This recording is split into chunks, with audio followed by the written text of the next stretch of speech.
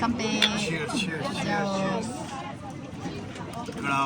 केटाकेटी सबैजना हो है यो चाहिँ हर्स मिट हर्स भनेको थाहा छ नि घोडाको मासु यो Basashi. बासासे भन्छ यसलाई होइन यसलाई चाहिँ माकुरो सोया है अनि वसाबी यो चाहिँ मस्टर्ड थाहा छ नि Garlic ginger dish.